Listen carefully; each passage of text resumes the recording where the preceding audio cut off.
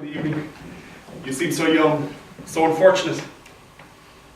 I'm tired. So tired. No, I don't like the telegraph office. I don't like it. You've grown thinner. You look younger. Your face is like a boy's. It's the way she does her hair. I must find another job. This one won't do for me. What I wanted, what I hoped to get, just that is lacking here. Labor without poetry, without ideas. Oh, the doctor is knocking. Can you knock, dear? I can't. I'm tired. He'll come in a minute. Something ought to be done. Andre and the doctor played cards at the club yesterday and lost money. Andre seems to have lost 200 rubles. What can we do now? We lost money a fortnight ago. He lost money in December. Perhaps if he lost everything, we should just go away from this town. My God. I dream of Moscow every night. I'm just like a lunatic. We go there in June, but there's still February, March, April, May.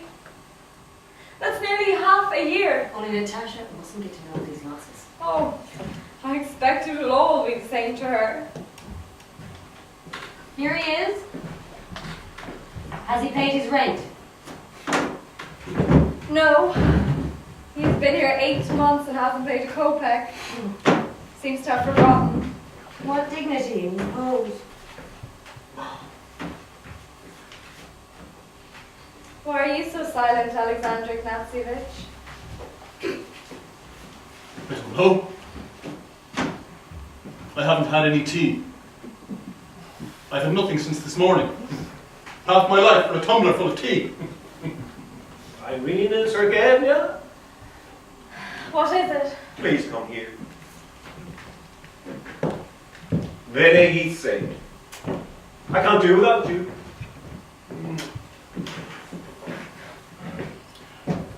Well, if you aren't going to have any tea, at least let's philosophize, at any rate.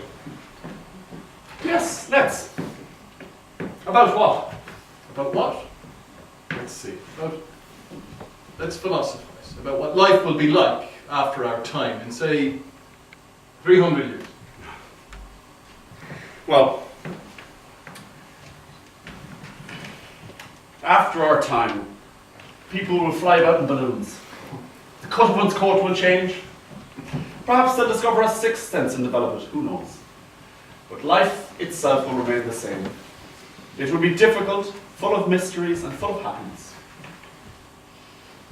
Even in 1,000 years' time, people will still be sighing life is hard, but be just as afraid of death and unwilling to face it as we are now.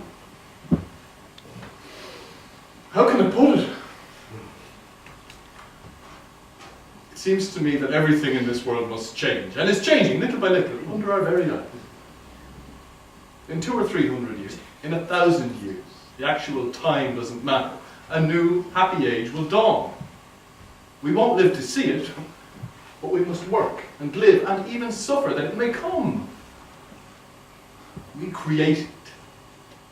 And in that one object is our destiny. And, if you like, our happiness. What is it? What are you laughing at? I don't know. I've been laughing all day, ever since morning. I finished my education at the same point as you. I didn't go to university. But I read a lot, although I don't always read what I should, and sometimes I can't choose my books. But the longer I live, the more I want to know. I'm merely an old man. My hair is going grey, and I know so little, so little.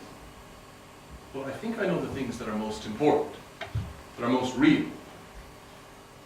I know them well, and I wish I could make you understand that there can be no happiness for us in this life. There cannot be, and there should not be. We must only work and work. And happiness is for our distant posterity. If not for me, then for the descendants of my descendants. And we'll drink away the day. According to you, one should not even think about it. One should not even dream about happiness. But suppose that I am happy. No. We clearly don't understand each other. How can I convince you? Yes, go ahead and laugh. Shake a finger at her and she'll laugh. But not only after 200 or 300 years, but in 1,000,000 years, life will be the same as always. Life doesn't change. It remains constant, following its own laws, which do not concern you, or at any rate, which you will never find out. Migrant birds, cranes for example, they fly and fly. And whatever thoughts, high or low into their heads, they will fly and not know why or where. They will fly and continue to fly no matter what philosophers come to live among them. They may philosophize as much as they like, only that they must continue to fly. Still, is there a meaning? Meaning? Look, it's snowing outside. What meaning in that? It seems to me that a man must have faith and will search for faith, or his life will be empty. Empty. To live and not to know why cranes fly, why babies are born, why there's stars in the sky. Either you must know why you live, or everything else is trivial, not worth a straw.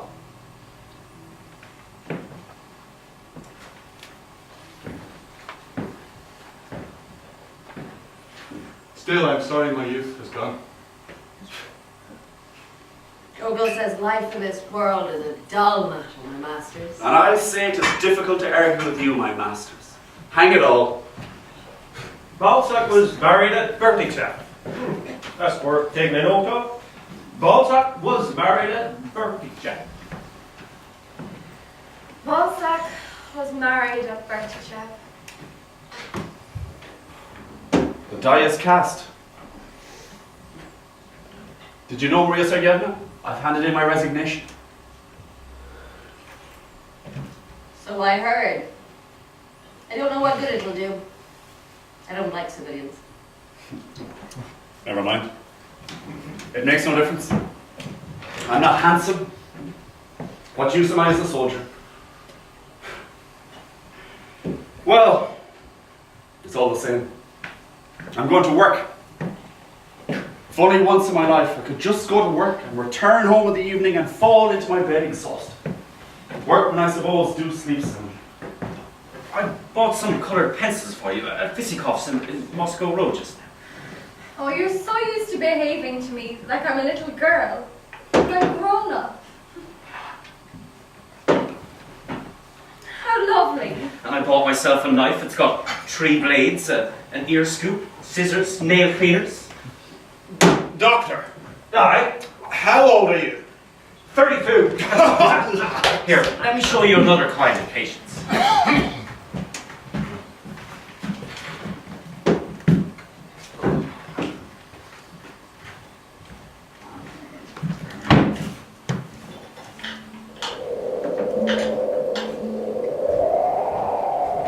What a wind.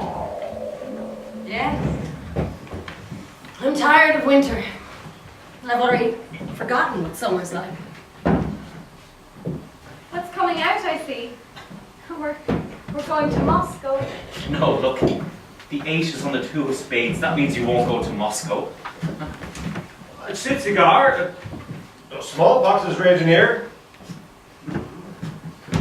Masha, have some tea, little mother. Please have some, sir. I'm sorry, but I've forgotten your name. Bring some here, nurse. We won't go there. Nurse. Children of the breast understand perfectly. this morning.